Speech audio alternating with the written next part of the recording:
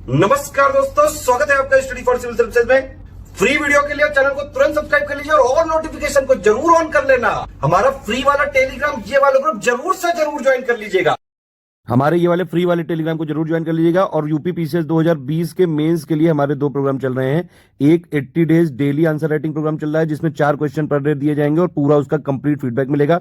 और दूसरा जो है ऑफिशियल टेस्ट सीरीज होगी जिसमें 12 फुल लेंथ जीएस के पेपर दिए जाएंगे, उसके फुल लेंथ आंसर दिए जाएंगे और कंप्लीट जो है पूरी चेकिंग होगी। 20-20 क्वेश्चन होंगे हर पेपर में, ठीक है। जैसे ऑफिशियल पेपर आता है वैसे ही होगा और कंप्लीट चेकिंग होगी, कंप्लीट मॉडल आंसर मिलेगा। ज्यादा जानकारी के लिए इन नंबर पर कॉल कर सकते हैं 9696066089 8562008530। Hello everyone, my name is Saurabh Singh. Welcome to this new initiative.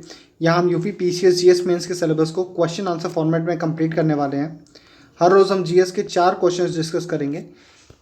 इस सीरीज़ के अंदर 2 वीडियोस ऑलरेडी अपलोड हो चुके हैं जिनको आप प्लेटफॉर्म पे देख सकते हैं।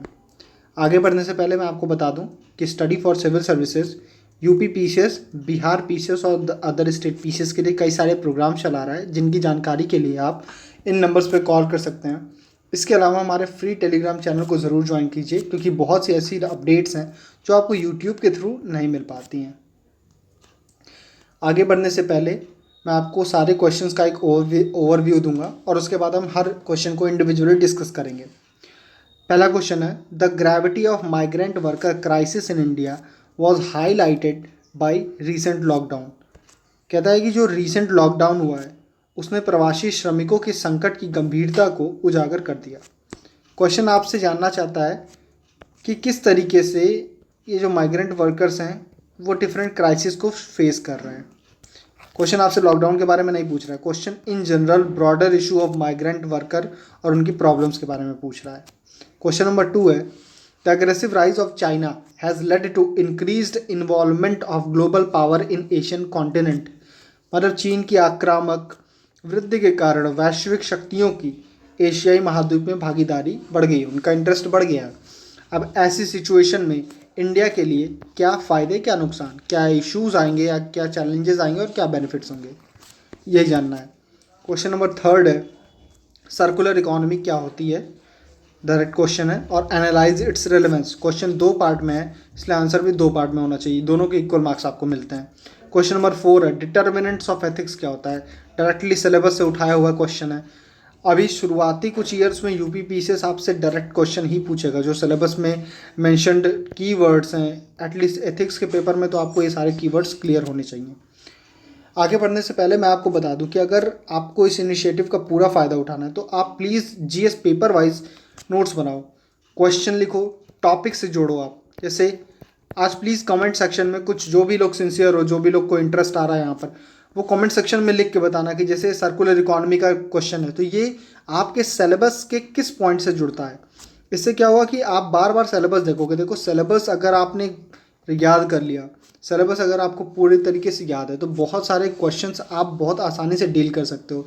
सारे टॉपिक्स एक दूसरे से मिले हुए हैं और अगर आपको सिलेबस पे अच्छी पकड़ है तो आप जीएस के पेपर में बहुत अच्छा कर सकते हो।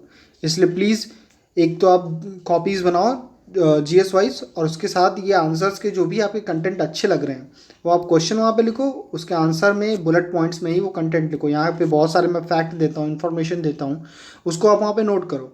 आपके इन्फॉर्मेशन से ही आपका आंसर जो रिच बनेगा और दूसरे बंदों से आपका आंसर कुछ डिस्टिंग्विश हो पाएगा। चलिए आगे बढ़ते हैं। फर्स्ट क्वेश्चन है, the gravity of migrant worker crisis in India was highlighted by recent lockdown. Bharat में प्रवासी श्रमिकों की संकट की गंभीरता को लॉकडाउन ने उजागर किया, चर्चा कीजिए। क्वेश्चन आपसे लॉकडाउन के बारे में नहीं पूछ रहा है, वो इन जनरल ब्रॉडर इशू क्या है। ब्रॉडर इशू है आपका कि इनकी माइग्रेंट वर्कर्स की क्या क्राइसिस है, मतलब उनकी क्या इश्यूज़ हैं, ये आपको लिखना है और उसके एक सोल्यूशन क्या है। यानी कि रीजंस आप बता दो, इश्यूज़ बता दो और सोल्यूशन बता दो। ओवरऑल यही है। देखिए, माइग्रेंट वर्कर का जब भी क्वेश्चन आएगा एक बात आप ध्यान दीजिएगा कि माइग्रेंट्स, एक मैं ट्रिक बताता हूँ कि जब भी माइग्रेशन पे क्वेश्चन आए तो उसको कैसे सॉल्व करना है। आप पुश और पुल के रूप में इसको लिखना। पुश मतलब वो फैक्टर्स जो सोर्स एरिया मतलब अगर यूपी से कोई महाराष्ट्र जा रहा है तो सोर्स क्या हुआ, सोर्स हुआ उत्तर प्रदेश और डेस्टिनेशन क्या हुआ, वो हुआ महाराष्ट्र। तो सोर्स एरिया पे हो सकता है कि कुछ पुश फैक्टर लग रहे हों, पुश फैक्टर, और यहाँ पे कुछ पुल फैक्टर लग रहा हो। पुल मतलब जो अट्रैक्ट करे, पुश मतलब जो फोर्स करे। फोर्स करे आपको अपनी नेटिव जगह से मूव करने को। तो जैसे उत्तर प्रदेश से किसी को पुश हो रहा है, पुश मतलब यहाँ पे एग्रीकल्चर खराब है, नौकरियाँ नहीं है, तो एक तरीके की ये पुश फैक्टर नहीं, वो फोर्स कर रहे हैं उसको बाहर जाने के लिए। वहीं मुंबई में आपको क्या मिल रहा है, आपको जॉब मिल रही है, बढ़िया लाइफस्टाइल मिल रही है, तो ये क्या है, एक तरीके का पुल फैक्टर, ये आपको अट्रैक्ट कर रहा है। तो माइग्रेशन के क्वेश्चन हमेशा पुश और पुल फैक्टर के रूप में लिखना चाहिए। अगर माइग्रेशन के इफेक्ट के बारे में बात करें तो effect at source, effect at destination, कि मतलब ये उद्गम स्थल पे क्या इफेक्ट होगा माइग्रेशन का, ये आदमी यहाँ से जाएगा तो कुछ तो इफेक्ट होगा इस एरिया पे, और जब डेस्टिनेशन एरिया पहुंचेगा तो यहाँ पे क्या इफेक्ट होगा। माइग्रेशन की मैक्सिमम क्वेश्चन को सॉल्व करने का यही तरीका होनी चाहिए। आते हैं हम अभी प्रेजेंट कॉन्टेक्स्ट में। हमारा क्वेश्चन क्या है, पैंडेमिक और माइग्रेंट वर्कर के बारे में पूछ रहा है। तो इंट्रोडक्शन में हमेशा जो भी की कंपोनेंट ऑफ द क्वेश्चन है उनको जोड़ के एक इंट्रोडक्शन लिखने की कोशिश करनी चाहिए। यहाँ पर हमने देखा कि माइग्रेंट वर्कर्स और दूसरे लॉकडाउन, तो कोई ऐसा इंट्रोडक्शन बना दीजिए जो इनको जोड़ रहा हो। तो क्वेश्चन में introduction, the pandemic brought to forefront the pre existing economic imbalances and vulnerabilities. कहता है कि इंडिया में पहले से कुछ इकोनॉमिक इम्बैलेंस और वल्नरेबिलिटीज़ एग्जिस्ट करती हैं, पैंडेमिक ने उसको फोर फ्रंट पे ला दिया है। ठीक है, हिंदी में प्रवासियों और श्रम कर्मचारियों के प्रति पहले से मौजूद आर्थिक असंतुलन और कमजोरियों को महामारी द्वारा सामने लाया गया। तो आपने दो जो कंपोनेंट है, माइग्रेंट वर्कर्स और लॉकडाउन, इनको जोड़ के एक इंट्रोडक्शन लिख दिया। अब इन जनरल माइग्रेंट्स को लेकर के या माइग्रेशन को लेकर इंडिया में क्या ट्रेंड है। 2017 का इकोनॉमिक सर्वे कहता है कि करीब 100 मिलियन पीपल या इससे अधिक लोग इंटरनली माइग्रेट करते हैं। इंटरनल माइग्रेशन मतलब इंडिया में एक स्टेट से अलग स्टेट माइग्रेट करते हैं। दूसरा वो क्या कहता है कि मेजॉरिटी ऑफ द जो ये मूवमेंट है वो पुश माइग्रेशन है। पुश माइग्रेशन मैंने वही बताया कि जो फोर्सफुली, मतलब वो लोग अपने मन से ना जा करके, क्योंकि उनके एरियाज में जॉब नहीं है इसलिए फोर्सफुली उनको मूव करना पड़ रहा है। तो मेजॉरिटी ऑफ द माइग्रेशन जो है ये किस तरीके का है, ये पुश माइग्रेशन है। ठीक है, थर्ड पॉइंट क्या है, थर्ड पॉइंट है आपको एक ट्रेंड बताता है कि पैटर्न और डिस्ट्रीब्यूशन ऑफ माइग्रेशन क्या है इंडिया में। इंडिया में क्या पैटर्न है, एक डायग्राम है जिसको आप सिंपली वहाँ कर सकते हैं, मेंस में भी ड्रॉ कर सकते हैं। देखिए यहाँ पे दिया है सोर्स एरियाज क्या है और डेस्टिनेशन क्या है। आप देख रहे हो कि ये आउटफ्लो और इनफ्लो वाले एरियाज हैं, कलर देख लो आप। तो ये एरियाज ओवरऑल जो भी हैं, यूपी बिहार और ये जो जिनको सो कॉल्ड बीमारू राज्य पहले कहा जाता था, ये क्या है, ये सोर्स हैं, ये सोर्स हैं। और डेस्टिनेशन क्या है, डेस्टिनेशन आपको पता है कि ये महाराष्ट्र गुजरात वाले जो क्षेत्र हैं ये हैं, तेलंगाना और आंध्र प्रदेश वाला जो एरिया है, कर्नाटक है, असम है, पंजाब है। देखिए यहाँ से असम और पंजाब में क्यों ले आते हैं, ये एग्रीकल्चर के लिए जा रहे हैं। गुजरात से मैक्सिमम लोग इन एरियाज़ में आते हैं, तमिलनाडु में, गुजरात से तमिलनाडु, ये माइग्रेशन बेसिकली इंडस्ट्रियल वर्कर्स का हो रहा होगा। ठीक है, और यहाँ पर भी कुछ माइग्रेशन हो रहा होता है। वेस्ट बंगाल बेसिकली इंडस्ट्रीज़ और मेजॉरिटी ऑफ द पीपल पहले एग्रीकल्चर के लिए ही जाते थे। तो ये क्या है, एक तरीके का पैटर्न है कि इंडिया में माइग्रेशन होता कैसे। तो ये स्टेट जो है नेट आउटफ्लो की स्टेट्स हैं, और ये जो स्टेट्स हैं ये आप देख रहे हो नेट इनफ्लो की स्टेट्स हैं। मतलब ओवरऑल यहाँ पर जनसंख्या लोगों की बढ़ती है माइग्रेशन की वजह से और यहाँ पे घट रही है। एक और ये ट्रेंड आप देख सकते हैं, ये डेंसिटी का है कि कितने लोग मूव कर रहे हैं। तो आप यहाँ पे देख पा रहे हो कि उत्तर प्रदेश को देख रहे हो, आप बिहार को देख रहे हो, तो ये यूपी बिहार का आप देख लो, ये देखो कितनी ज़्यादा डेंसिटी है, ये देख लो आप। फिर यूपी से महाराष्ट्र का देख लो, इसी तरीके से गुजरात से तमिलनाडु का भी मिल जाएगा। तो ये आप ओवरऑल ड्रॉ भी कर सकते हो, एक सिंपल मैप बनाया इंडिया का और उसमें ये सब चीज़ें ड्रॉ कर दी। तो हमने एक पैटर्न देख लिया, एक फिगर देख लिया कि 100 मिलियन करीब माइग्रेट करते हैं, पुश माइग्रेशन है, और पैटर्न हमने देख लिया। फिर द पीरियड 2001 से 2011 के बीच में, 2001 से 2011 की अवधि में जो माइग्रेंट वर्कर्स का रेट है, मतलब माइग्रेट करने का रेट जो है ना वो डबल हो गया। मतलब पहले जितने भी लोग माइग्रेट करते थे एक दशक के बीच में, वो डबल हुआ है 2001 से 2011 के बीच में। ठीक है, और एक जो नया पैटर्न में चेंज आया है वो क्या है कि पहले वुमेन्स जो हैं वो माइग्रेट करती थी, लेकिन पहले वुमेन्स का माइग्रेशन मेजरली क्या होता था, रूरल टू रूरल एरिया होता था। रूरल टू रूरल क्यों हो रहा है, समझ में आ रहा है आपको, शादी के बाद एक गांव से दूसरे गांव। अभी क्या हो रहा है कि 2001 से 2011 के बीच में एक ट्रेंड ये देखा गया है कि अदर माइग्रेशन में भी वुमेन्स का कंट्रीब्यूशन बढ़ रहा है। जैसे जैसे labour force participation rate LFPR women का बढ़ेगा, उसी तरीके से यहाँ पर इनका माइग्रेशन भी बढ़ेगा। तो ये आप क्वेश्चन, ये फैक्ट आप हर जगह यूज़ कर सकते हो। अगर विमेन एम्पावरमेंट का क्वेश्चन आ रहा है वहाँ भी आप इस पॉइंट को यूज़ कर सकते हो। माइग्रेशन को भी यूज़ कर सकते हो कि इंडिया में अगर कोई क्वेश्चन आ रहा है कि unity in integrity, unity in diversity, ये क्वेश्चन आता है, या फिर कोई भी क्या नाम है एसए का पॉइंट आता है, तो वहाँ पे आप ये लिख सकते हो कि इंडिया में हम इंटरनली माइग्रेशन हमारा बढ़ता जा रहा है। या फिर डिस्ट्रेस का, फार्म डिस्ट्रेस, एग्रीकल्चर डिस्ट्रेस का क्वेश्चन आता है कि एग्रीकल्चर बहुत बुरी हालत, तो वहाँ भी आप बता सकते हो कि 100 मिलियन माइग्रेट कर रहे हैं क्योंकि उनकी जो सोर्स एरियाज़ हैं वहाँ पर जो भी जॉब्स हैं उनकी रिक्वायरमेंट फुलफिल नहीं हो रही है। आगे बढ़ते हैं, रीजंस क्या हैं माइग्रेशन के। पहला है पुश या पुल। मैंने बताया था पुश पुल में मैंने डिटेल में नहीं लिखा क्योंकि इस क्वेश्चन का ऑब्जेक्टिव ये नहीं था, मैंने सिर्फ आपको समझाने के लिए लिखा है कि आपको कैसे लिखना है ऐसे क्वेश्चंस को। तो यहाँ पे आप देख सकते हो कि बैलेंस रीजनल डेवलपमेंट, ये बहुत इंपॉर्टेंट कीवर्ड है, बैलेंस्ड रीजनल डेवलपमेंट की कमी है। मतलब क्या है कि जो भी हमारे एरियाज़ हैं, मतलब ये जो हमारा यूपी, बिहार और छत्तीसगढ़, झारखंड वाला बेल्ट है, ये पॉपुलेशन बहुत रिच है यहाँ पे। और कुछ एरिया जैसे झारखंड, छत्तीसगढ़ वाले एरियाज़ में आपकी जो मिनरल बहुत ज़्यादा है, लेकिन बैलेंस्ड रीजनल डेवलपमेंट नहीं है। मतलब जो बैलेंस्ड डेवलपमेंट होना चाहिए वो यहाँ पे मिसिंग है। छत्तीसगढ़ और झारखंड मिनरल्स में रिच हैं, लेकिन फिर भी यहाँ पे सबसे सारी पॉवर्टी या नक्सलिज्म है। ठीक है, ग्रोथ कहाँ हो रही है बढ़िया? पंजाब एरियाज़ में हो रही है, हरियाणा में हो रही है। इंडस्ट्रियल ग्रोथ कहाँ हो गई? आपको यहाँ पे देखने को मिलेगी, महाराष्ट्र में देखने को मिल जाएगी, गुजरात में देखने को मिल जाएगी, सदर्न इंडियन स्टेट्स में देखने को मिल जाएगी। तो जो एक बैलेंस्ड डेवलपमेंट होनी चाहिए, इंक्लूसिव ग्रोथ होनी चाहिए, वो नहीं है इंडिया में। ठीक है, जो समावेशी विकास होना चाहिए था वो नहीं है। तो ये एक कारण है कि चूँकि जो डेवलपमेंट या एम्प्लॉयमेंट की अपॉर्चुनिटीज़ हैं वो भी बहुत ही कन्फाइंड है, वो बहुत कुछ एरियाज़ में डेवलप हुई हैं, इसीलिए लोगों को माइग्रेट करना पड़ता है फोर्सफुली। इसके अलावा क्या रीज़न है? पावर्टी तो बहुत इंपॉर्टेंट रीज़न है, दरिद्रता है।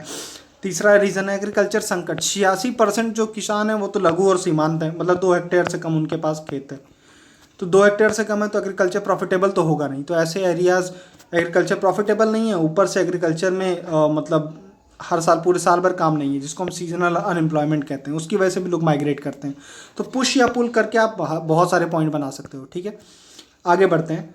इश्यूज़ क्या हैं? देखिए इस क्वेश्चन में जो जानना चाह रहा था हमसे कि issues face by migrant workers क्या हैं, इसको आप ऐसे लिखिए। जब भी मेंस का आंसर लिखिए उसको पॉइंट्स में डिवाइड कर लीजिए। जैसे कुछ इकोनॉमिक इश्यूज़ होंगे, कुछ सोशल इश्यूज़ होंगे, कुछ पॉलिटिकल होंगे। ठीक है, कुछ और तरीके के आप पॉइंट्स बना सकते हो डिपेंडिंग अपॉन द क्वेश्चन। ऐसे करके लिखेंगे तो ऑर्गेनाइज आंसर लिखिएगा और ज़्यादा पॉइंट्स आप खुद सोच सकते हैं।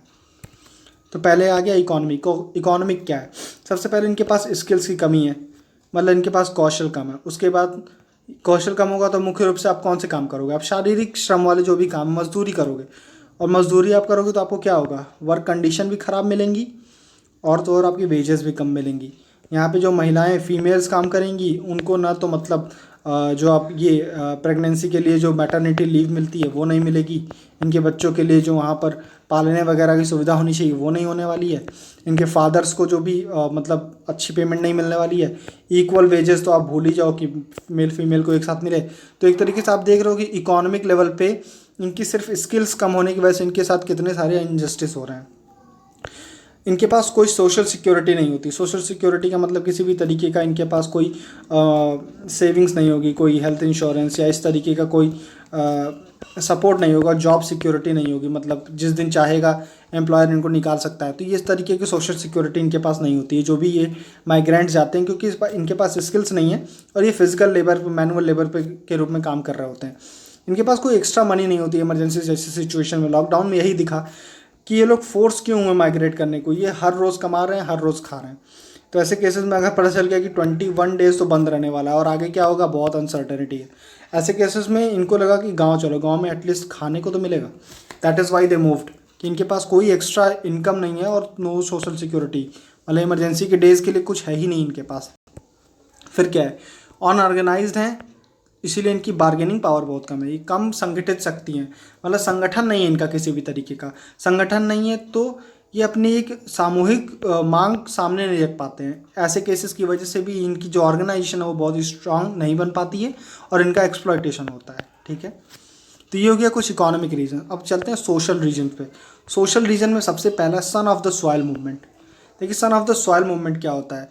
धरती का लाल, मतलब महाराष्ट्र में आपने देखा होगा यूपी वालों को भैया बोलते हैं। ठीक है, तो ऐसा क्यों है? वहाँ पर एक्चुअली जो उनको लगता है कि जो महाराष्ट्र के लिमिटेड रिसोर्सेज, इंडिया में बहुत बड़ी पॉपुलेशन है और रिसोर्सेज ऑब्वियसली लिमिटेड है, तो ऐसे केसेस में सबको ये लगता है कि जो माइग्रेंट पीपल आएंगे वो यहाँ के लिमिटेड रिसोर्सेज पे वो क्या नाम है हक जमा लेंगे। उसकी वजह से इनका जो यहाँ के लोकल लोग हैं, जो यहाँ सन ऑफ द सॉइल्स हैं, उनका जो भी राइट्स हैं, जो भी उनके अधिकार हैं, उनका हनन होगा। ठीक है, पहला पॉइंट ये है। दूसरा, हमको ये डर लगता है कि ये जो चीप लेबर आ रहा है, ये जो माइग्रेंट वर्कर आए हैं वो सस्ते से सस्ते चीप लेबर पे काम करने को तैयार होते हैं। ऐसे केसेस में यहाँ की जो प्राइसेस होते हैं, जैसे महाराष्ट्र में जो प्राइसेस हैं उनको एक कम कर देंगे माइग्रेंट वर्कर, उसकी वजह से महाराष्ट्र के लोगों के जो कॉस्ट मतलब लिविंग स्टैंडर्ड है वही ख़राब हो जाएगा। क्योंकि अगर पहले जो भी वेजेस थे आपने उसको इतना कम कर दिया कि अब ये इनको भी मजबूरी में उतना ही लेवल पे काम करना पड़ेगा और ओवरऑल सबका जो लिविंग स्टैंडर्ड है वो कम हो जाएगा। तो ऐसे कई रीजंस है और इसमें पॉलिटिकल एंगल नो डाउट है। तो इस तरीके से आप कह सकते हो कि सोशल लेवल पे सन ऑफ द सॉइल मूवमेंट चल रहा होता है। फिर आप देखोगे कि यहाँ पे चाइल्ड लेबर जैसी सिचुएशन क्रिएट हो जाती हैं और इमोशनली ये लोग बहुत वल्नरेबल। आपने देखा होगा कि लास्ट ईयर शायद गुजरात में कोई एक रेप होता है और उसके बाद रातों रात कितने लोग फोर्स्ड किए जाते हैं उत्तर प्रदेश और बिहार के कि उनको वहाँ से उस स्टेट को छोड़ के जाना होता है। तो ये सिचुएशंस भी क्रिएट हो जाती हैं। उसके बाद पॉलिटिकल देखोगे तो आप ये देखोगे कि यहाँ पर एक बहुत गवर्नेंस में जो माइग्रेंट वर्कर्स होते हैं उनको एक तरीके के सेकंड क्लास सिटीजन्स के रूप में ट्रीट किया जाता है कि प्रायोरिटी तो उनकी तो नहीं होती है, जो पहली प्रायोरिटी होती है वहाँ के लोगों की होती है और इनको हमेशा टारगेट किया जाता है। तो एक तरीके से सेकंड क्लास सिटीजन, अद्वितीय श्रेणी के नागरिकों के रूप में इनको ट्रीट किया जाता है। और लीगल फ्रंट पे अगर देखो तो एक 1979 की एक्ट तो है जो माइग्रेंट वर्कर्स के लिए या माइग्रेशन के लिए है, जैसे inter state migrant worker employment act है, लेकिन ये बहुत ही वीक एक्ट है। इसकी जो भी प्रोविजंस है उनका कोई पालन हो ही नहीं रहा है, उसी की वजह से इतने सारी प्रॉब्लम्स हैं। और सबसे इंपॉर्टेंट है डेटा गैप। देखिए लॉकडाउन की सिचुएशन में हमारे पास एक एग्जैक्ट डेटा था ही नहीं कि कितने लोग मूव कर रहे हैं। अगर ये डेटा एकदम कॉन्क्रीट हमारे पास डेटा होता तो शायद ये जो इतनी बड़ी क्राइसिस डेवलप हुई 21 डेज़ के बीच में, लोग इतने किलोमीटर मूव किए और इतने लोग मरे जिसका कोई डेटा अकाउंटिंग हुआ ही नहीं, तो ये नहीं हो सकता। तो मुझे लगता है कि कहीं ना कहीं डेटा गैप बहुत ही इंपॉर्टेंट रीज़न रहा है इस क्राइसिस का, कि हमारे पास एक पर्टिकुलर डेटा होना चाहिए। तो सोल्यूशन में आप देखिए जो भी आप इश्यूज़ लिख रहे हो ना, सोल्यूशन उसी का लिखना चाहिए, कुछ और नहीं। तो भाई पहला सोल्यूशन क्या, डेटाबेस ऑफ माइग्रेशन बनाओ, एकदम कॉन्क्रीट डेटाबेस आप बनाओ। जैसे कॉन्क्रीट डेटाबेस कैसे बन सकता है, जैसे उत्तर प्रदेश ने हालांकि लेट रिस्पांस दिया, जैसे उत्तर प्रदेश ने क्या किया कि स्किल मैपिंग शुरू कर दी। जो लोग वापस लौट के आ रहे हैं उनकी एक तो 2 काम कर लो कि कितने लोग माइग्रेंट जा रहे हैं उतने नंबर्स आपके पास आ जाएंगे। दूसरा स्किल मैपिंग कि वो लोग क्या काम कर रहे थे बाहर, तो उसके हिसाब से आप एक और काम कर सकते हो कि आगे आप कहते हैं ना कि एविडेंस बेस्ड पॉलिसी मेकिंग करोगे, EBPM, ठीक है।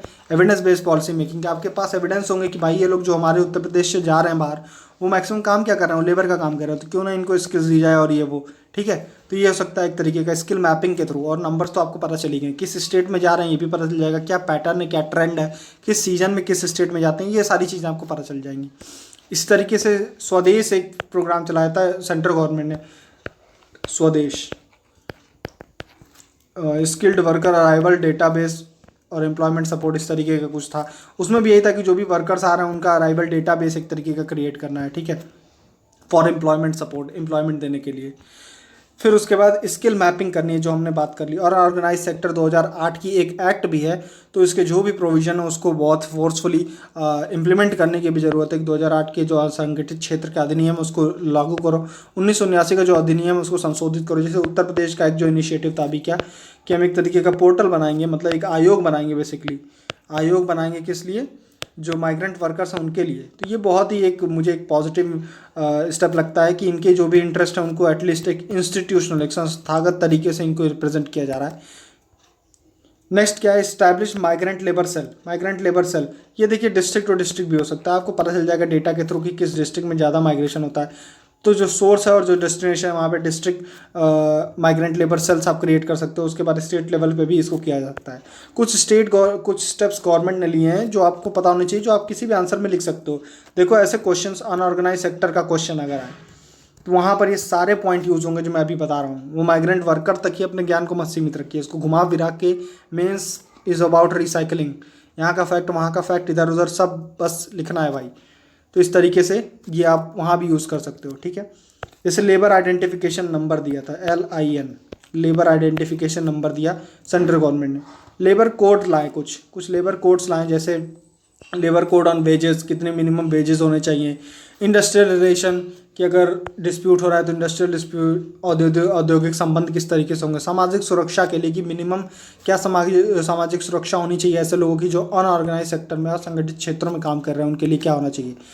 उसके अलावा क्या है, फाइनेंशियल इंक्लूजन, PM किसान। आपने देखा होगा कि आज की डेट में जो लॉकडाउन वाला फेज़ था ना, यहाँ पे PM किसान ने तो हेल्प की होगी लोगों को, क्योंकि डायरेक्ट बेनिफिट ट्रांसफ़र के थ्रू बहुत सारा पैसा लोगों तक पहुंचा बिना बिचौलिए के, और ये इसने लिटरली लोगों की हेल्प की है।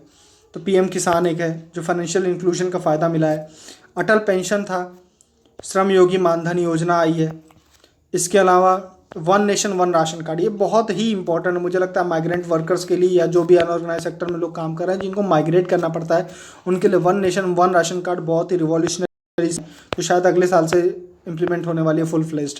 और इसके अलावा आयुष्मान भारत जो उनकी हेल्थ नीड्स हैं, इसको हम कहते हैं आउट ऑफ पॉकेट एक्सपेंडिचर, कि मतलब बीमार होने पे सरकार का कोई सपोर्ट नहीं मिले और अपनी जेब से ही सारा खर्चा करना पड़े, जिसे कहते हैं out of pocket expenditure. Poverty, India में पॉवर्टी का एक मेजर रीज़न है। तो अगर कहीं ना कहीं आयुष्मान भारत के तहत 5 लाख का अगर आपको सपोर्ट मिल रहा है पर ईयर, तो आउट ऑफ पॉकेट एक्सपेंडिचर आपका कम हो जाएगा और इस तरीके से पॉवर्टी से आप बच सकते हो। तो ये भी कहीं ना कहीं अनऑर्गेनाइज सेक्टर के लिए एक बेनिफिशियल है। तो इस तरीके से हमने डिस्कस किया कि माइग्रेशन, उसके जो इश्यूज़ हैं, ओवरऑल इश्यूज़, मेन से क्वेश्चन हमेशा इशू पे आते हैं, वो कोई एक छोटे घटना के ऊपर क्वेश्चन नहीं पूछता, इसलिए यहाँ पे लॉकडाउन से जोड़ करके इशू को ही पूछा गया था। चलिए क्वेश्चन नंबर 2 की तरफ बढ़ते हैं।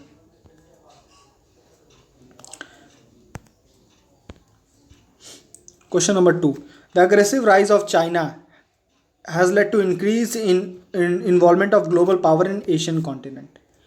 कहता है कि आक्रामक वृद्धि की है चाइना ने, उसकी वजह से वैश्विक शक्तियों का एशियाई महाद्वीप में भागीदारी बढ़ गई, उनके इंटरेस्ट बढ़ गए हैं। तो ऐसे में इंडिया के लिए क्या लाभ हैं और क्या चुनौतियां हैं? बहुत सिंपल क्वेश्चन है। तो आपको बस कुछ करंट इवेंट्स पता होने चाहिए जो आसपास जल्दी जल्दी में अभी क्या चल रहा है, वो अगर आप लिख देते हो तो आप प्रूव कर दो बस किसी तरीके से कि एग्रेसिव राइज हुआ है। उसके बाद आप इशूज़ लिखो और उसके बाद इंडिया के लिए इशूज़ लिखो और फिर इंडिया के लिए क्या इसकी वजह से बेनिफिट्स हो रहे हैं। यही क्वेश्चन है, सिंपल क्वेश्चन है। चलिए दो पार्ट में इसको आंसर करेंगे। First part, aggressive rise of China, कैसे आप प्रूव करोगे? देखिए, साउथ चाइना सी 9 डैश लाइन जो आर्टिफिशियल आइलैंड बना रहा है, 9 डैश लाइन मतलब साउथ चाइना सी में कुछ ऐसे आइलैंड्स बना रहा है जिसमें फिलीपींस या और अदर कंट्रीज़ भी उन्होंने कंटेस्ट किया है, ठीक है, कि मतलब उन्होंने इसको अपोज किया है। लेकिन चाइना इन आर्टिफिशियल आइलैंड्स के थ्रू बेसिकली पूरे साउथ चाइना सी के ऊपर अपना दावेदारी ठोकता है, ठीक है। तो एक तरीके का एग्रेसिव राइज। दूसरा क्या है? डिफेंस एक्सपेंडिचर 261 बिलियन, ये डेटा इंपॉर्टेंट है, मैं बताता हूँ क्यों। इंडिया 71 बिलियन खर्च करता है डिफेंस पे, आप देख रहे हो डिफरेंस। तो इंडिया का एक नेबर है जो इतना खर्च कर रहा है, हम इतना कर रहे हैं, हम कह सकते हैं एक बहुत ही एक एग्रेसिव राइज है। यूएस फर्स्ट पे है, नो डाउट फर्स्ट पे है, उसके बाद सेकंड पे चाइना है। तो ये है, चाइना 261 बिलियन खर्च करता है सिपरी के अकॉर्डिंग, स्टॉकहोम इंटरनेशनल की जो रिपोर्ट आती है उसके अकॉर्डिंग। इंडिया 71 बिलियन खर्च करता है। बॉर्डर डिस्प्यूट्स लगभग हर कंट्री के साथ क्रिएट कर रखा है, इंक्लूडिंग जापान, फिलीपींस, जो लैंड मतलब जो लैंड शेयर कर रहे हैं, लैंड बाउंड्री उनके साथ तो है इंडिया। फिर उसके बाद जो भी लिटोरल स्टेट्स हैं चाइना के आसपास, उनके साथ एक बॉर्डर डिस्प्यूट्स क्रिएट कर रखा है। सलामी स्लाइसिंग क्या है कि एक तरीका है चाइना का जो वो इंडिया में तो दिखाई रहा है। इंडिया में क्या करता है कि वो एक बड़े एरिया पे एक साथ कंटेस्ट करने के अलावा बेसिकली सलामी स्लाइसिंग करता है। स्लाइसिंग मतलब छोटी छोटी स्लाइस में, छोटी छोटी स्लाइस का मतलब है कि पहले थोड़े से एरिया पे आप अपना अधिकार दिखाओ। तो ये जो कंट्री, जैसे मान लो इंडिया, तो इंडिया के आप छोटे से टुकड़े पे आप अपना अधिकार दिखाने लगते हो। तो हम इसके लिए, इतने के लिए लड़ाई तो नहीं शुरू करेंगे। हाँ, कुछ टेंशन वगैरह होगी तो ऐसे केस में ये भी हो सकता है कि चाइना अगर 10 कदम आया था, फिर बातचीत के बाद पीछे गया 5 कदम, तो 5 कदम ओवरऑल उसका गेन हुआ।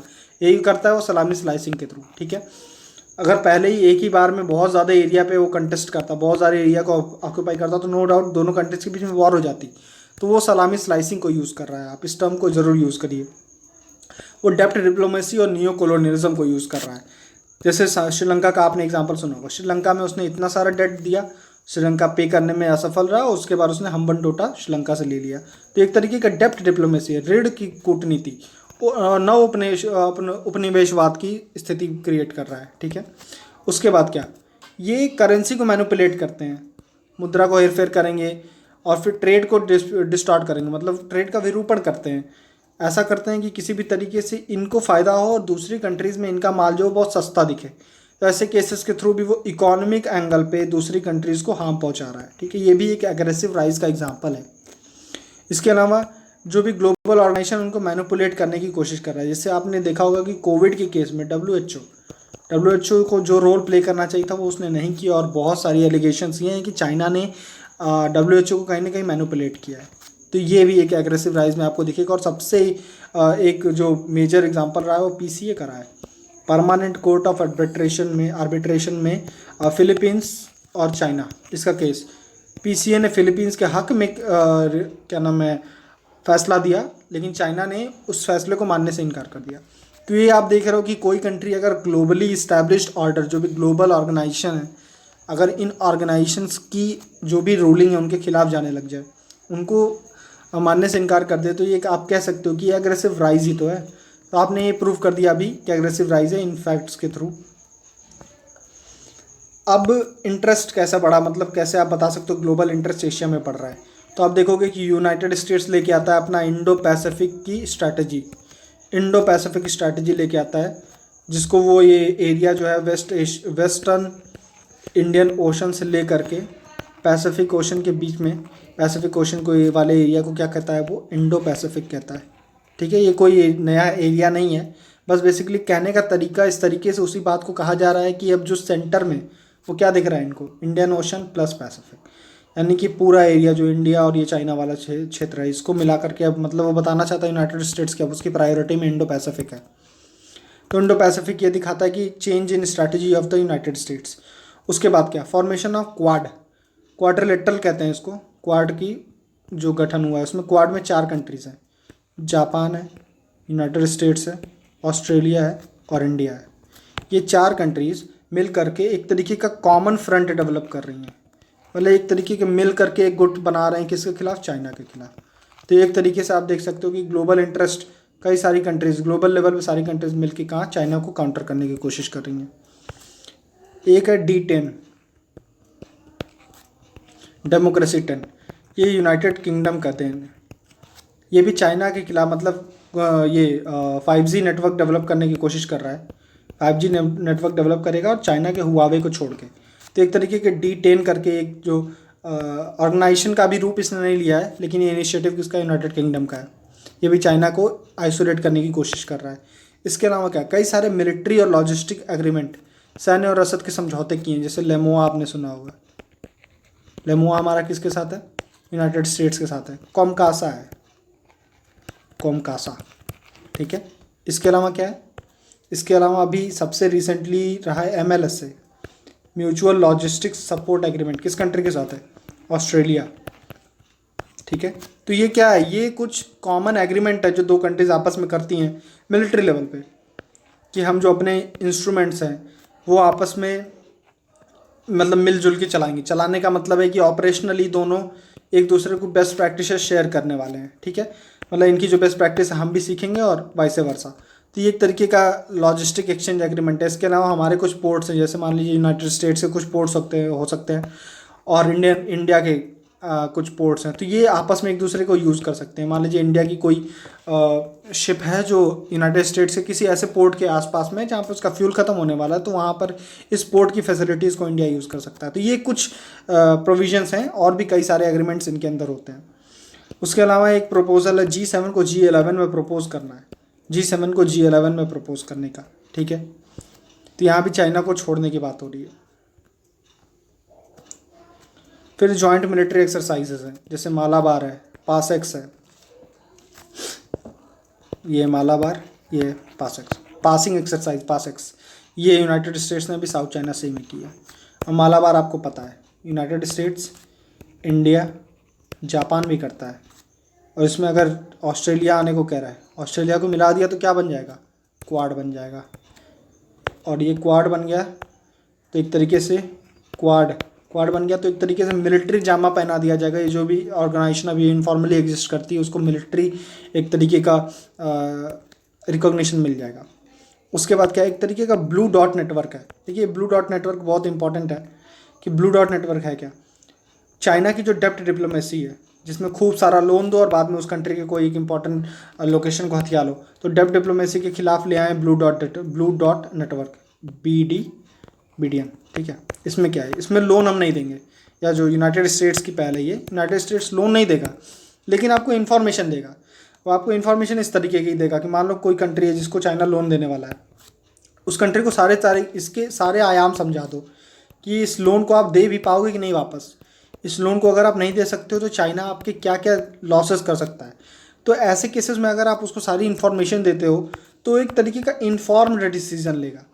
ये जो इन्फॉर्म्ड डिसीजन है इसके बेसिस पे कई बार ऐसा ही होगा कि वो कंट्री चाइना से लोन लेने को मना कर देगी। तो ये बेसिकली यही प्रपोजल है इनका कि हम एक तरीके का इन्फॉर्मेशन लोगों को देंगे और वो इन्फॉर्मेशन के बेस पे, अवेयरनेस के बेसिस पे चाइना की जो भी क्रूअल इंटेंशन है उसको लोग काउंटर कर सकते हैं। ठीक है, ये है ब्लू डॉट नेटवर्क। इसके बाद क्या है, shifting manufacturing bases out of China. Manufacturing base ही नहीं, कई सारी ऐसी कंपनीज है जो चाइना से मूव आउट कर रही हैं। और ये भी एक तरीके का क्या, ग्लोबल जो राइज हुआ है, अग्रेसिव राइज है चाइना का, उसी की देन है, उसी के रिटेलिएशन में है। ठीक है, चीन से विनिर्माण अड्डों को बाहर स्थानांतरित कर रहे हैं लोग। अब ये जो एंटी चाइना सेंटिमेंट्स है ना, एंटी चाइना मतलब चीन विरोधी भावनाओं ने वैश्विक शक्तियों को भारत के करीब ले आ दिया है। अब यहीं पे हमारा क्वेश्चन का पार्ट 2 है कि हमारे लिए क्या पॉजिटिव और क्या नेगेटिव। पॉजिटिव क्या है, डिफेंस। कई सारी कंट्रीज हमारे साथ डिफेंस लेवल पे क्या कर रही हैं, कोऑपरेट कर रही हैं। कुछ एग्जांपल, जैसे रशिया तो बहुत पहले से कर रहा है, उसके अलावा बहुत सारे टेक्नोलॉजिकल ट्रांसफ़र हो रहे हैं डिफेंस डील के तहत। ठीक है, तो ये हो गया पहला एग्जांपल, जैसे इजराइल के साथ आपने देखा होगा और यूनाइटेड स्टेट्स के साथ है। तो पहला तो ये है कि ग्लोबल पावर अगर एशिया में इंक्लूड होंगी तो वो कुछ पॉजिटिव इम्पैक्ट में टेक्नोलॉजिकल ट्रांसफ़र होगा, हम एक साथ मिलकर काम करेंगे, पहला ये है। दूसरा है spill over effect. Spill over effect मतलब इसी को आप इसी का पॉइंट मान सकते हो कि जब कोई एक काम करो उसकी वजह से कुछ और पॉजिटिव इफेक्ट क्रिएट हो जाए, ये होता है स्पिल ओवर इफेक्ट। ठीक है, कि मतलब जब भी डिफेंस टेक्नोलॉजी अगर आएगी या इंडिया अमेरिका एक साथ काम करेंगे तो टेक्नोलॉजी तक ही सीमित ना रह करके एम्प्लॉयमेंट भी जनरेट होगा, दोनों कंट्रीज़ के रिलेशंस इम्प्रूव होंगे, H1B वाला इशू जो है या अदर इशूज़ भी इंडिया इजीली सॉल्व कर सकता है। तो ये होता है स्पिल ओवर इफेक्ट। तीसरा क्या है, United nation security council reforms. जब ये countries global power, global countries हमारे साथ होंगी तो वो यूएनएससी रिफॉर्म्स में भी इंडिया का सपोर्ट कर सकती है और इंडिया के जो परमानेंट कैंडिडेचर उसको सपोर्ट कर सकती है। ठीक है, उसके बाद क्या, भारत की नेतृत्व की आकांक्षाएं जो हैं, जो एशिया है, एशिया में इंडिया एक तरीके से मेजर पावर के रूप में उभरना चाहता है और एशिया में इन्हें ग्लोबल पावर के रूप में उभरना चाहता है। तो अगर डिफरेंट कंट्रीज़ का एक तरीके का यहाँ पे इन्वॉल्वमेंट रहा तो इंडिया इसको रियलाइज़ भी कर सकता है।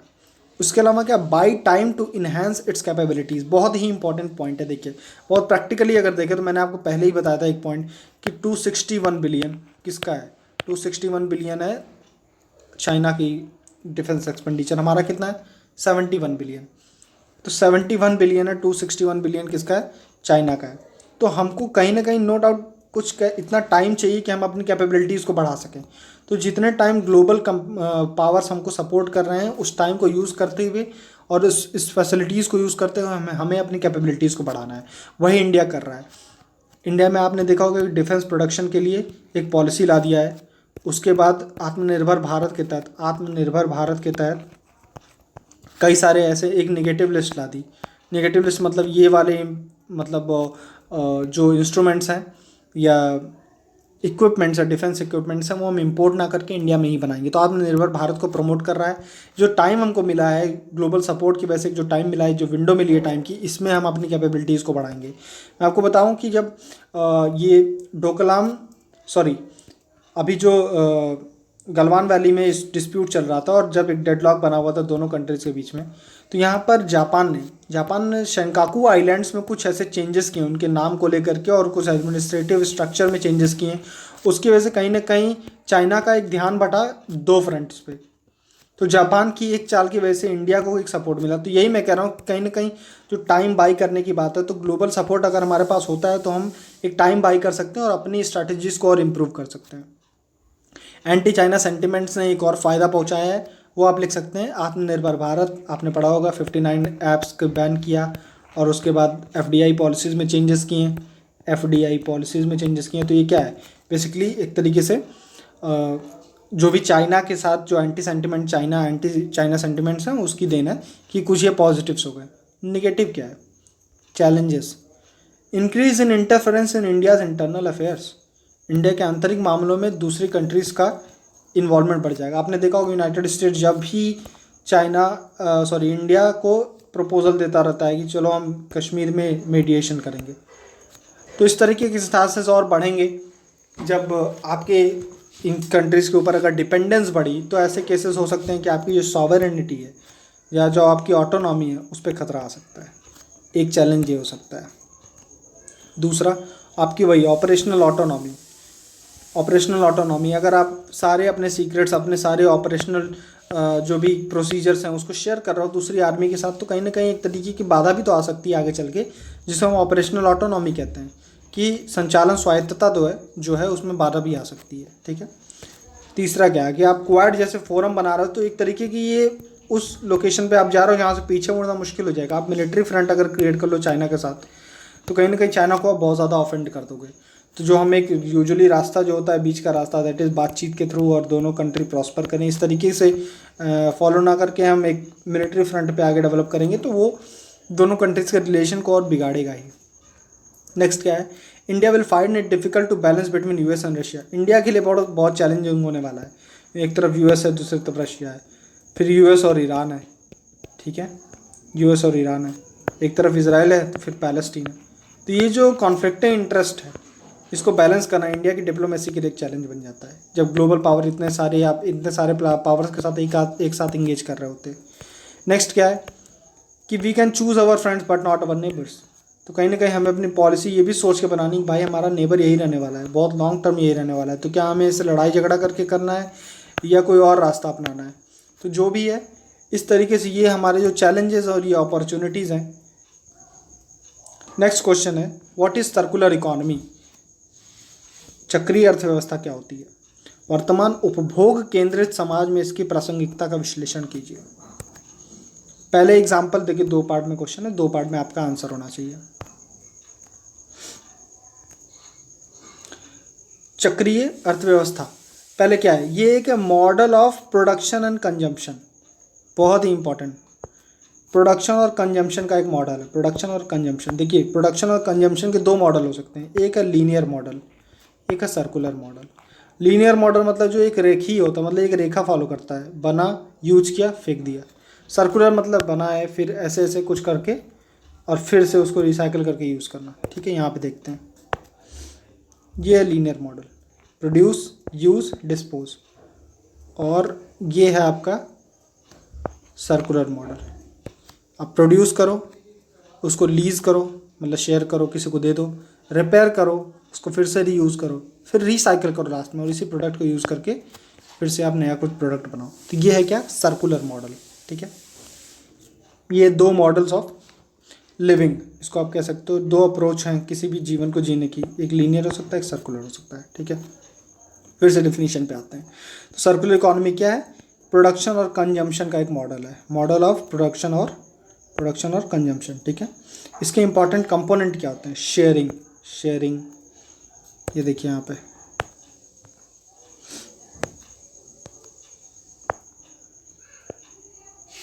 कि साझा करना, पट्टे पर दे दिया, मान लो किसी और को दे दिया, पुनः उपयोग करना, उसकी मरम्मत करना, जब तक संभव हो मौजूद सामग्रियों को, उत्पादों का नवीनीकरण करना, पुनर्चक्रण करना। ठीक है, तो ये होता है, ये पूरा एक डिफिनीशन हो गया सर्कुलर इकोनॉमी का। आगे क्या, ट्रेडिशनली इंडिया में क्या होता था। ट्रेडिशनली आप देखो कि इंडिया ने कहीं ना कहीं रियलाइज़ किया कि मैन और नेचर का रिलेशन क्या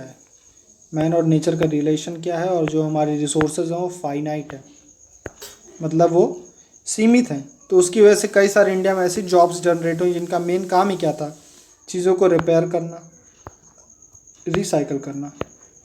तो इसी तरीके से कई सारी जातियाँ डेवलप हुई, इन लोगों ने अपने काम में स्पेशलाइजेशन हासिल की और जातियाँ बन गई, जाति सिस्टम। इसको भी आप कहीं यूज़ कर सकते हो किसी आंसर में। तो ये बेसिकली क्या है कि ये 2 शो कर रहा है कि इंडिया में जो सस्टेनेबिलिटी है वो कितने पहले से और सोसाइटी में एक तरीके से बसी हुई है। लेकिन हुआ क्या फिर, पोस्ट LPG 1991-92 टाइम के LPG हुआ। LPG मतलब लिबरलाइजेशन, प्राइवेटाइजेशन, ग्लोबलाइजेशन। ठीक है, उदारीकरण होता है, भूमंडलीकरण होता है।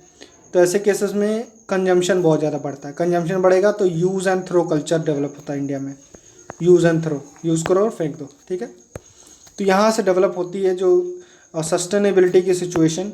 सस्टेनेबिलिटी होनी चाहिए, इस पर बातचीत शुरू होती है, और सर्कुलर इकोनॉमी की ज़रूरत यहाँ से हमको समझ में आती है। तो क्वेश्चन अगर पूछ रहा था आपसे कि जो ये सर्कुलर इकोनॉमी इसकी नीड क्या है। तो नीड ऑफ सर्कुलर इकोनॉमी, तो पहला पॉइंट वही कि एलपीजी के बाद भाई अनसस्टेनेबल कंज्यूमरिज्म बढ़ा है। लिविंग मॉडल हमारा क्या है, लीनियर मॉडल हो गया, रेखीय मॉडल, मतलब यूज़ करो बनाओ, बनाओ यूज़ करो थ्रो कर दो, ये सर्कुलर मॉडल नहीं है। पहला पॉइंट ये हो गया। देखिए दूसरा पॉइंट क्या है, इकोनॉमी ऑफ स्केल, बहुत लार्ज स्केल पे प्रोडक्शन चल रहा है, खूब सारे रॉ मटेरियल की ज़रूरत है, ठीक है, रॉ मटेरियल की ज़रूरत है, लार्ज स्केल पर प्रोडक्शन हो रहा है, तो कच्चे माल की भूख एक तरीके से बढ़ गई है।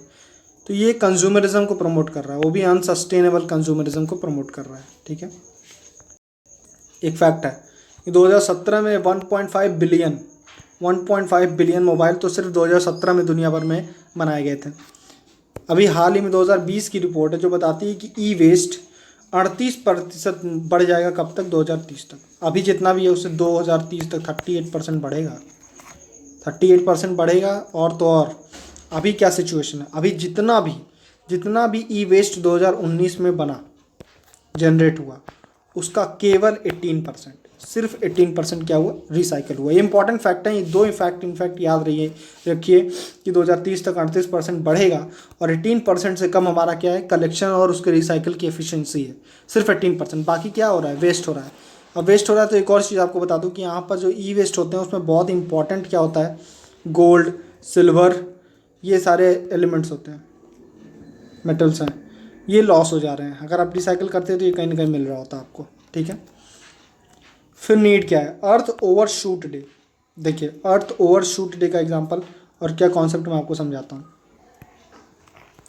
बेसिकली अर्थ की एक कैपेसिटी है कि वो 12 महीने में या एक साल में कितना मटेरियल फिर से जनरेट करेगी। जो भी रिसोर्सेज अर्थ हमको प्रोवाइड करती है उसको रीजनरेट करने की, पुनः उसको पैदा करने की एक कैपेसिटी है। मान लीजिए 12 महीनों में या एक साल में उसने कुछ जनरेट करना है, ठीक है। अब अर्थ ओवरशूट डे यही गिनता है कि जो मटेरियल अर्थ एक साल में जनरेट करेगा उसको ह्यूमंस ने कितने दिन में कंज्यूम कर लिया। तो अब की 2020 में अगस्त में अर्थ ओवरशूट डे आया। इसका मतलब क्या है कि अर्थ को 12 महीने में जो भी अर्थ ने 12 महीने में जो भी मटेरियल जनरेट किया था उसको हमने अगस्त यानी कि 8 महीनों में ख़त्म कर दिया।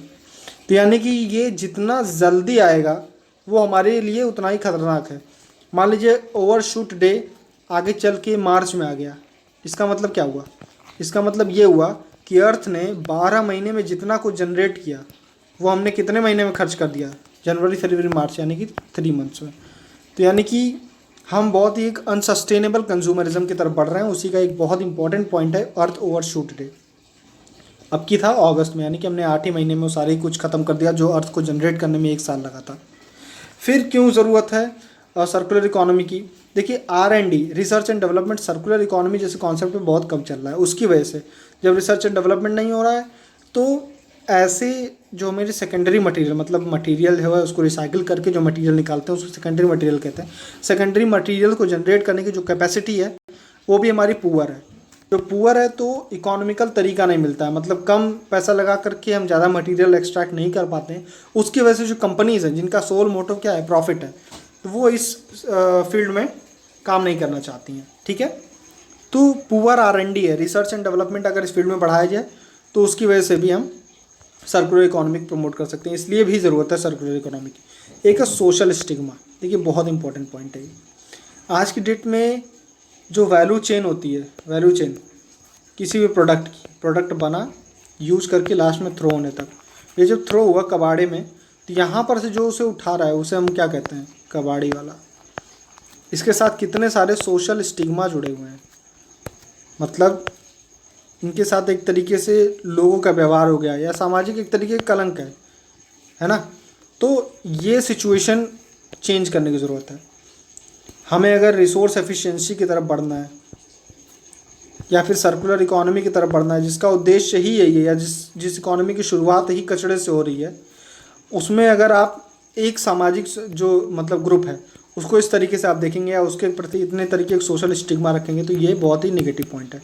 तो ये सोशली भी अगर सर्कुलर इकोनॉमी आती है तो इन लोगों का एम्पावरमेंट होगा, इन लोगों को स्किल दी जाएगी, इन लोगों को रिकॉग्निशन मिलेगा। ये एक पॉइंट इंपॉर्टेंट है। फिर उसके बाद क्या है कि कहीं ना कहीं आपने देखा होगा कि अगर हम प्रमोट करें, आपने किम्बरली प्रोसेस का नाम सुना होगा, Kimberley process. Blood diamond movie देखी है?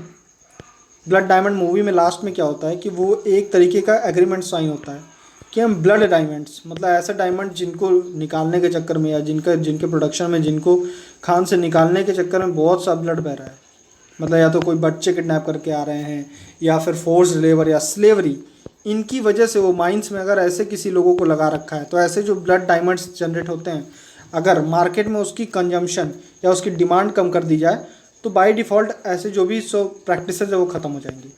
ये था किम्बरली प्रोसेस, ये इम्प्लीमेंट हुआ और ये सब चीज़ें कम हुई भी, ठीक है। लेकिन मैं यहाँ पे क्यों बता रहा हूँ? मैं ये बता रहा हूँ कि अगर हम इसी तरीके की कोई अवेयरनेस क्रिएट करते हैं कि हम एक प्रोडक्ट, जो भी हम प्रोडक्ट यूज़ कर रहे हैं, उसमें हम ये बताएं कि उसका सोशल और इकोनॉमिक कॉस्ट क्या है, प्लस इन्वायरमेंट कॉस्ट क्या है। अभी हम सिर्फ MRP बेसिस पे चलते हैं।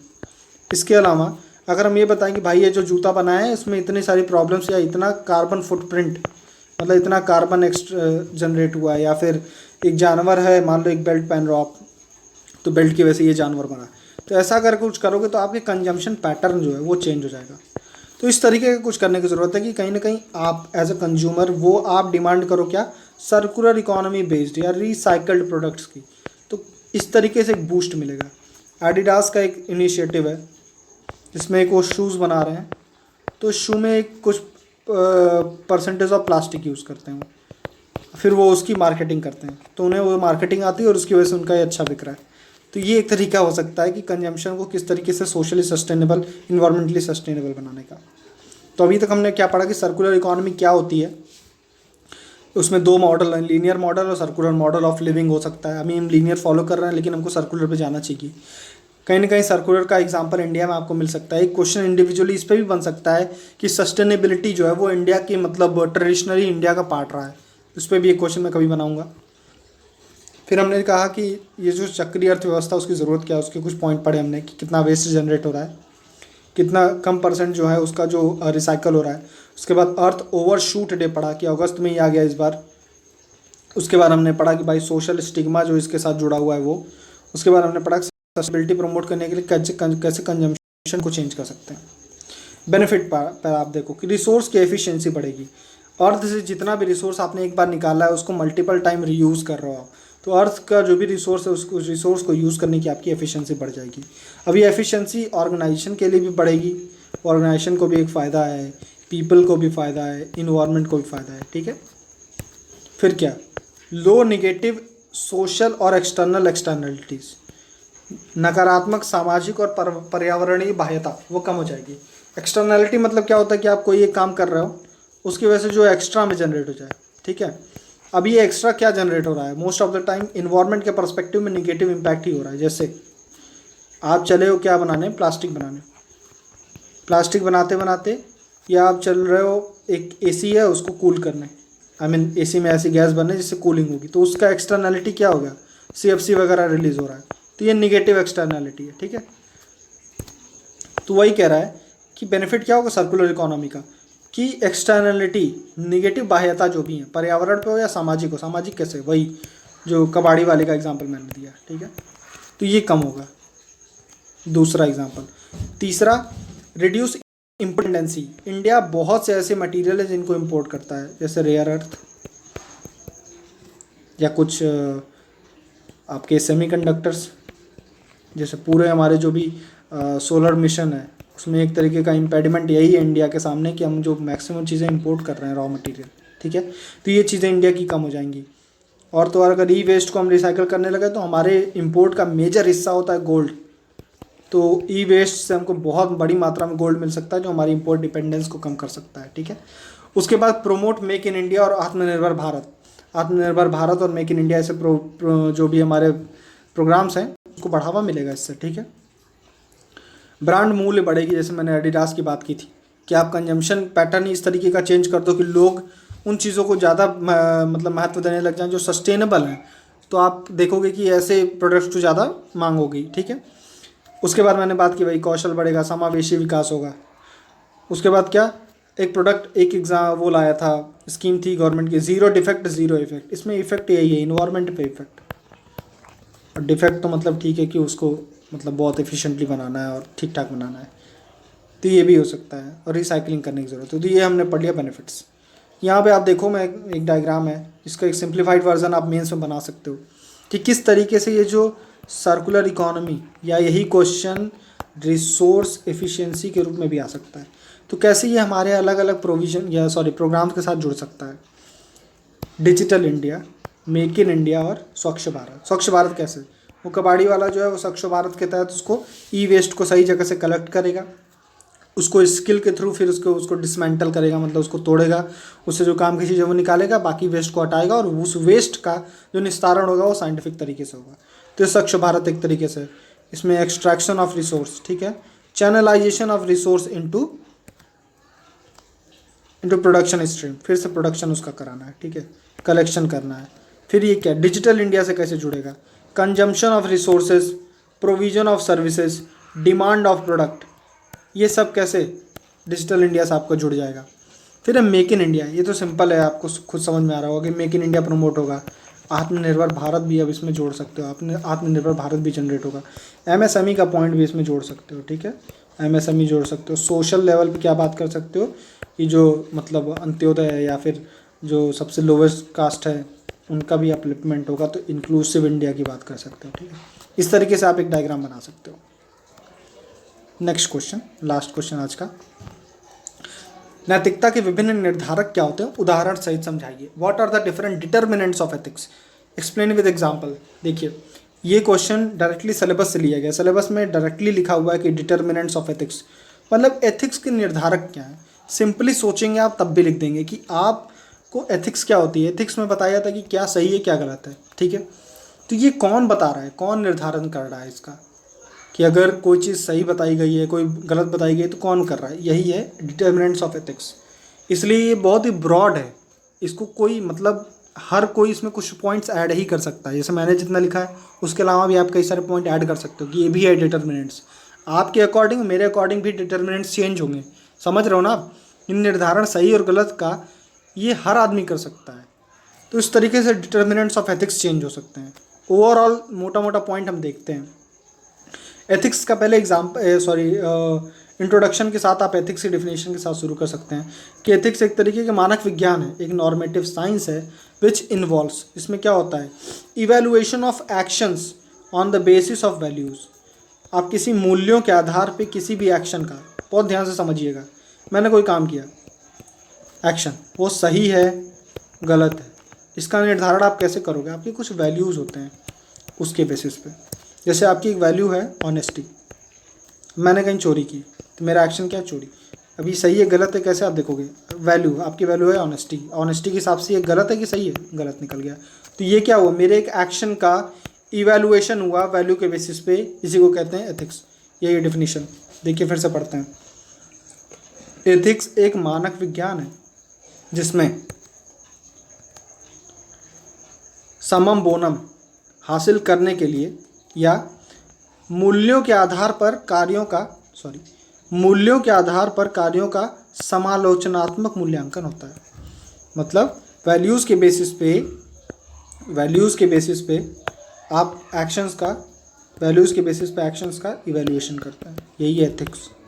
ये है नॉर्मेटिव साइंस। नॉर्मेटिव साइंस मतलब मानक विज्ञान, और इसमें समम बोनम ये वर्ड जो यूज़ हुआ है ये क्या है, समम बोनम, या इंग्लिश में समम बोनम, इसको हम कहते हैं ग्रेटेस्ट गुड।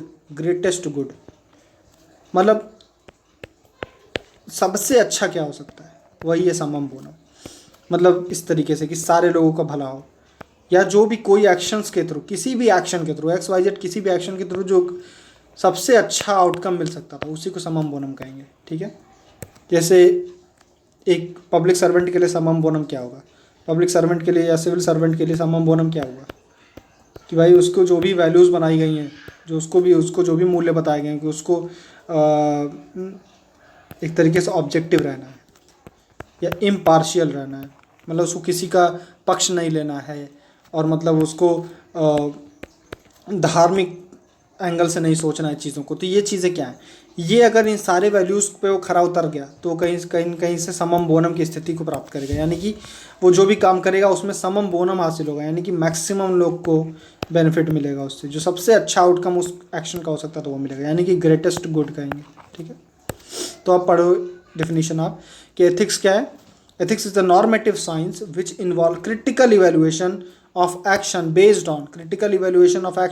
On values. ठीक है, आपकी वैल्यूज़ के बेसिस पे critical evaluation of actions for what, to achieve greatest good, that is summum bonum. अब डिटर्मिनेंट्स क्या है, मैंने आपको बताया, जो भी फैक्टर होते हैं, जो कारक होते हैं, जो मूल्यों और नैतिकता को निर्धारित करते हैं, वही हैं आपके निर्धारक, यानी कि डिटर्मिनेंट्स, कि क्या है आखिर वो वैल्यू कौन डिसाइड कर रहा है। वो फैमिली आपकी डिसाइड कर रही है, इंडिविजुअल डिसाइड कर रहा है, कॉन्स्टिट्यूशन डिसाइड कर रहा है।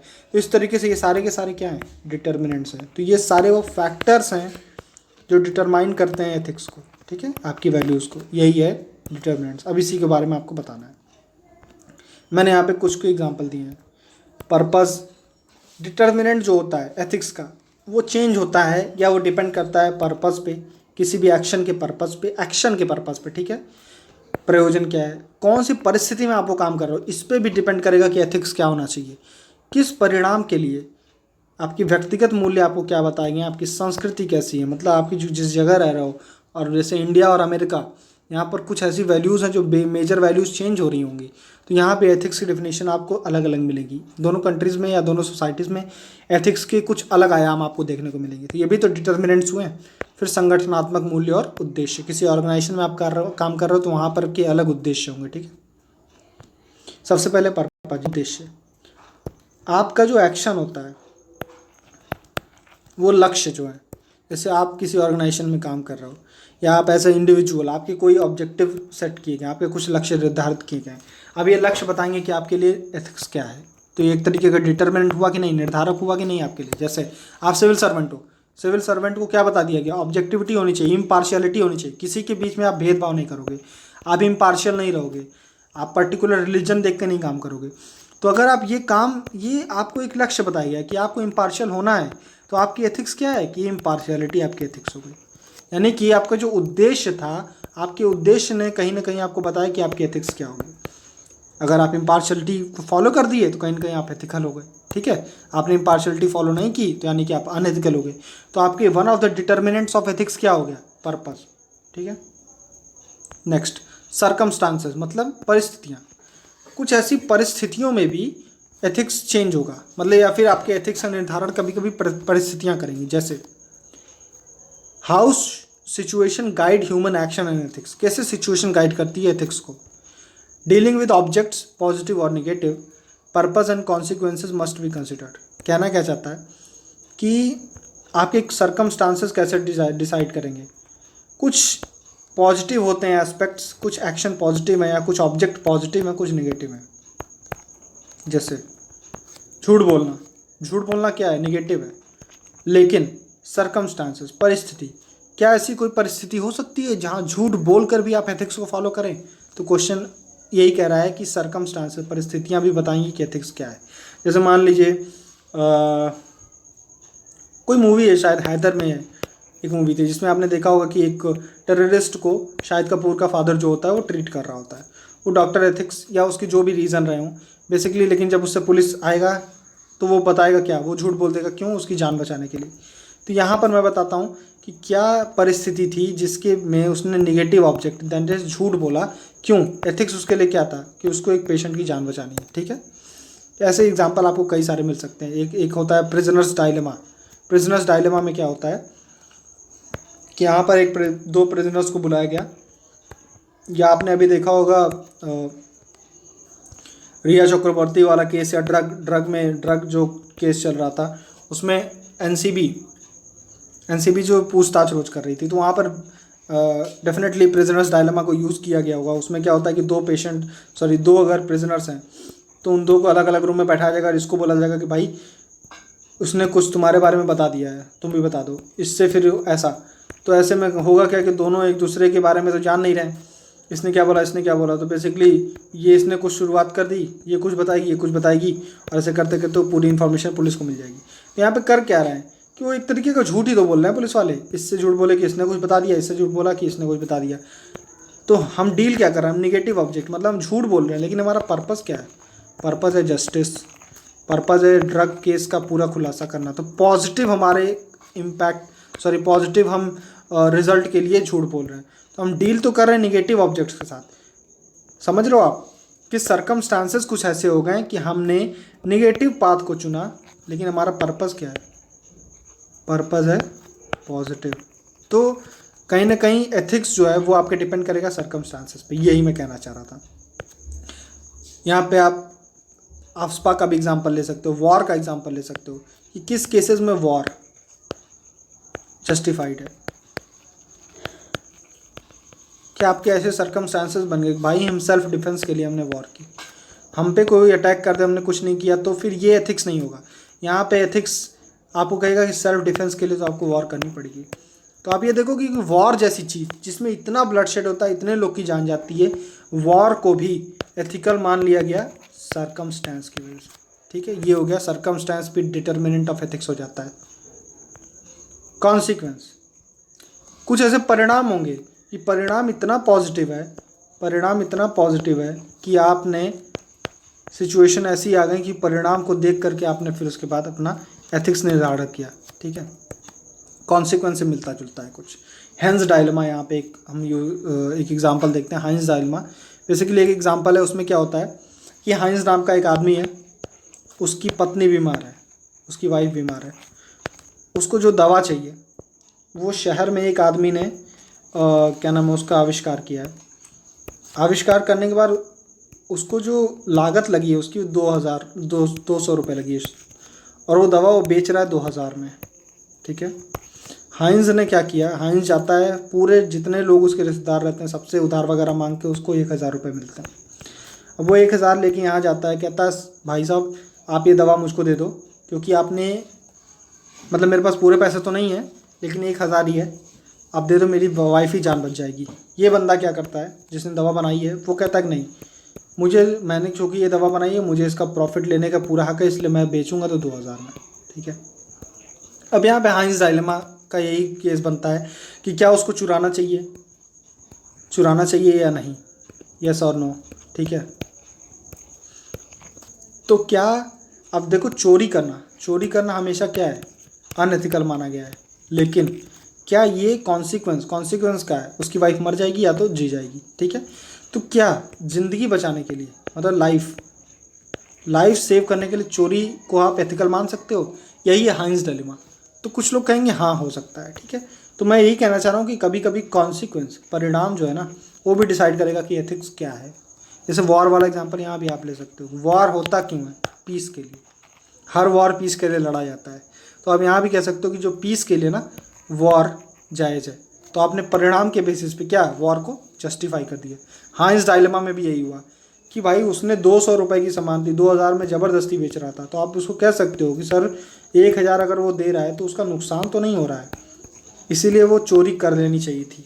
अगर वो चोरी करेगा तो सही, क्योंकि हालांकि वो जेल जाएगा, लेकिन बड़ा समम बोनम क्या है यहाँ पर कि उसकी वाइफ की लाइफ बच जाएगी। ठीक है, तो ग्रेटर गुड यहाँ पे आपको मिल रहा है, उस ग्रेटर गुड के लिए चोरी जायज़ है। ठीक है, ये हो गया कॉन्सिक्वेंसेस। फिर इंडिविजुअल वैल्यू, आपकी व्यक्तिगत मूल्य जो है वो भी आपके एथिक्स का निर्धारण करते हैं। जैसे आपकी कुछ फेथ होंगी, कुछ बिलीफ होंगी, आपके कुछ विश्वास होंगे, आस्था होगी, उसके बेसिस पे आपकी एथिक्स होती है। ठीक है, जैसे कुछ लोग होते हैं नॉन वेजिटेरियनिज्म, उनके लिए एथिकल है। जो नहीं खाता है, वेजिटेरियनिज्म एथिकल है, और जो नॉन वेजिटेरियन खाएगा या वो उसके लिए अनएथिकल पर्सन हुआ या अनएथिकल एक्ट हुई। ठीक है, मिडिल पाथ है, कुछ लोग के लिए मिडिल पाथ है। और